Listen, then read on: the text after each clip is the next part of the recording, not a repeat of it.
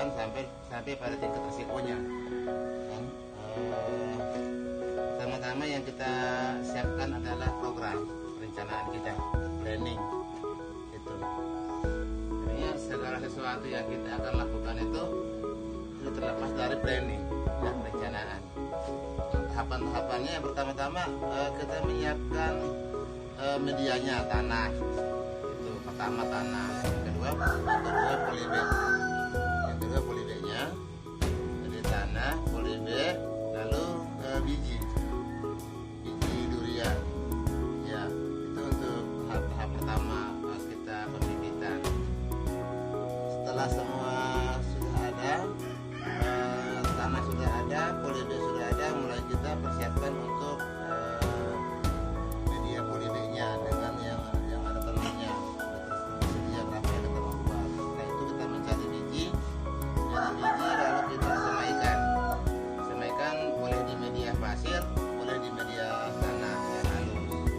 Setelah 10 hari pasca penyemaian, kita pindahkan ke polybag. Seperti ini hasilnya.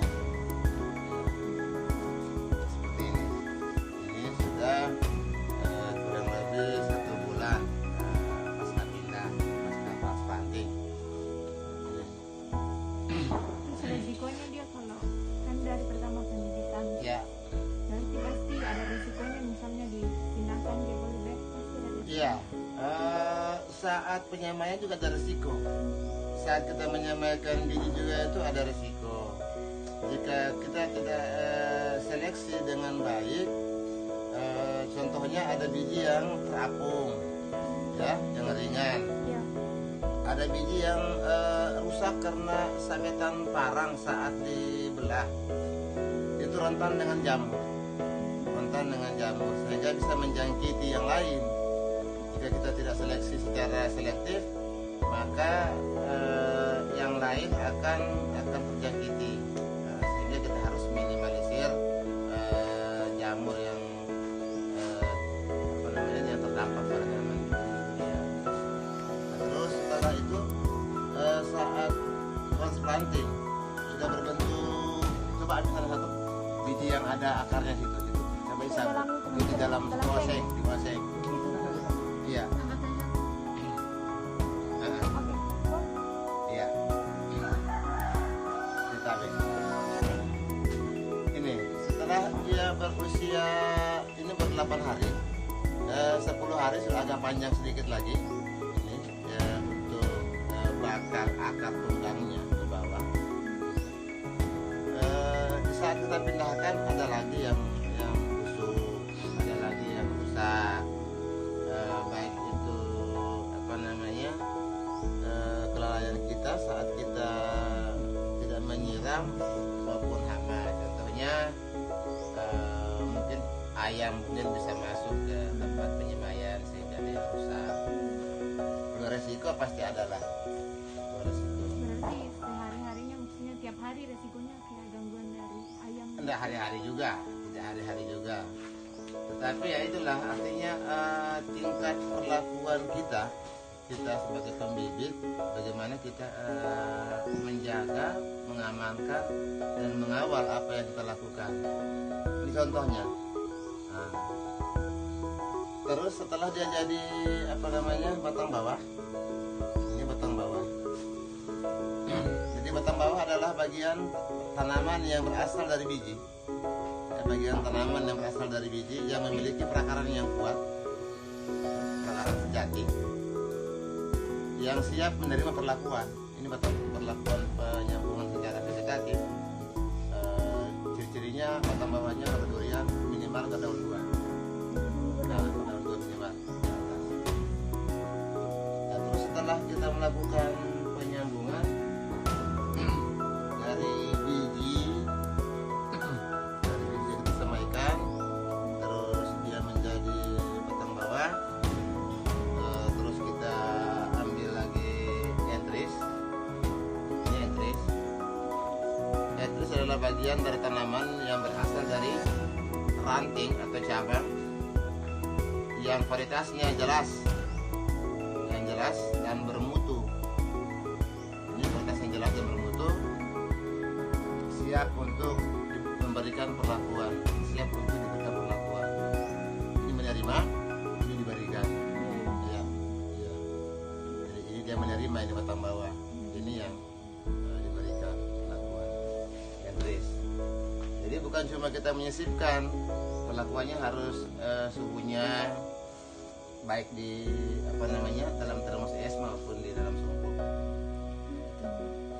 Untuk tanaman durian agak manja dia ketimbang mangga atau jeruk. Kalau jeruk sekali nempel langsung jadi. Kalau durian banyak faktor kegagalan dalam penyambungan. Contoh sana dari anggaplah 100% ini yang saya buat ya 50-50 yang jadi sama yang gagal sama yang gagal ya. Jadi banyak faktornya. Yang pertama keterlambatan entris yang kita ambil, terlambat kita sambung. Yang kedua entrisnya masih masih aktif. Entris yang baik adalah entris yang dalam tahap masa dormansi, dia masih istirahat. Kalau yang masih aktif ya karena seperti ini hasilnya kita paksakan. Kalau dia menjadinya maksimal mencapai hampir 90% ya harus siap sambung. Ini kegagalannya. Terus untuk pembibitan itu nggak sembarang itu maksudnya. Dia di bawah naungan Dinas Perkebunan, bidang hortikultura, bidang pangan, serta BPSB, Badan Pengawasan dan Sertifikasi Benih. Jadi tidak semua orang itu bisa menangkar jika tidak memiliki legalitas izin. Ya. Karena dampaknya berarti yang sudah jadi yang sudah jadi ini hanya masih dalam tahap menuju ke proses transplanting lagi, pindah polibe. masih ada lagi Risikonya masih ada. Jika seandainya saat kita transplanting itu polibe ini kita pindahkan, memindahkan dari satu wadah yang lama ke wadah yang baru. Nah, jadi saat kita sobek ini bisa saja media ini pecah, terhambur. Nah, tinggal akar saja yang tergantung. Nah, jadi saat kita perlakukan dengan tanah yang baru, ada lagi yang layu, ada lagi. Jadi kalau kita sudah buat seperti ini dan hasilnya 50% seperti ini, untuk masuk ke tahap penjualan itu sekitar 40% lah untuk siap salur. Dari proses kita merawat, memelihara hingga siap jual itu dari hasil 50% yang ada jadi dari penyangkupan itu tinggal 4 bulan ya, bisa terjual bersih.